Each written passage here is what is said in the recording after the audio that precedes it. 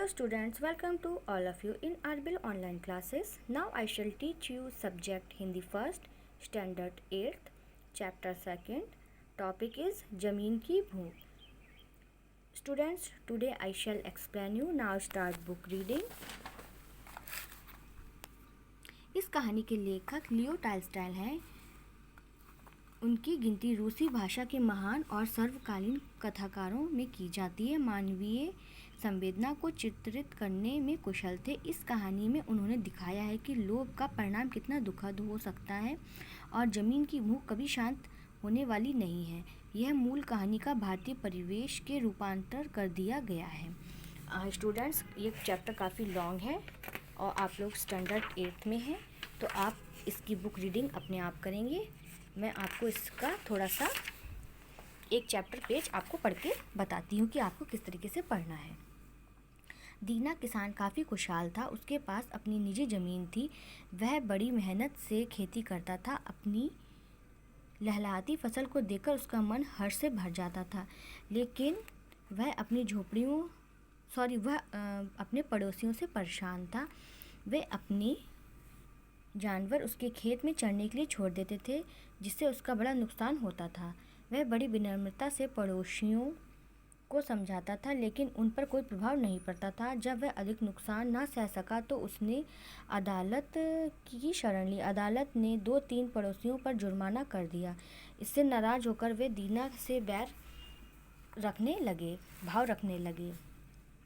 गांव में सबसे अधिक ज़मीन दीना के पास ही थी, इसलिए वह सबसे अधिक संपन्न था. लेकिन पड़ोसियों से मनमुटाव के कारण वह लोकप्रिय नहीं रह गया था. अब लोग उसे पहले जैसा सम्मान नहीं देते थे.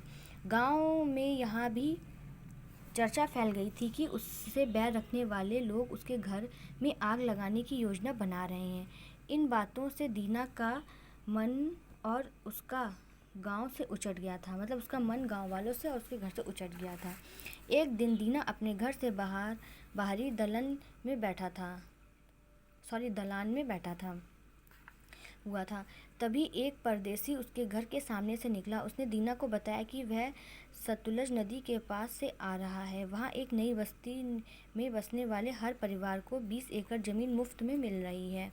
वह ज़मीन यहाँ की ज़मीन से अधिक उपजाऊ है. दीना ने अपने गांव के लोगों के व्यवहार से असंतुष्ट हो तो था ही. एक दिन गांव छोड़कर वह अपने परिवार के साथ वहाँ पहुँच गया. उसकी चर्चा उससे उस परदेसी से सुनी थी. वहाँ वह एक बड़े गांव के पंचायत में सम्मिलित होकर उसने 100 एकड़ ज़मीन का पट्टा प्राप्त कर लिया था. वह उससे मेहनत से खेती करने लगा था. फिर वह पहले से अधिक संपन्न हो गया था.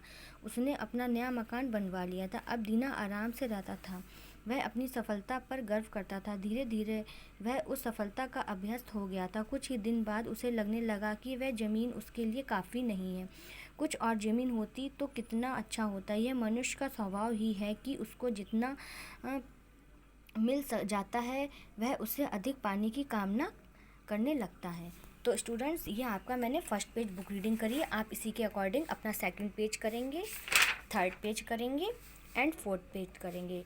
तो इस कहानी में सबसे एंड में ये बताया गया है, मैं आपको बताती हूँ. देखिए, दीना और नौकर दौड़कर आया. उसने दीना को उठाया. जहाँ दीना ने मुंह से खून निकल रहा था, वह मर चुका था और सरदार ने आदमी दुखी भी थे और दीना हंस भी रहा था. नौकर ने दीना के लिए कब्र खोदी और उसमें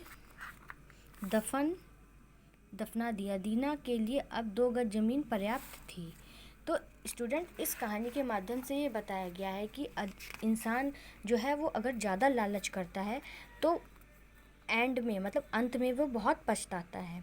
तो स्टूडेंट, आप इस चैप्टर की बुक रीडिंग अपने आप करेंगे और ये जो वर्ड मीनिंग है ये आप अपनी कॉपी में लिखेंगे और उसको लर्न भी करेंगे.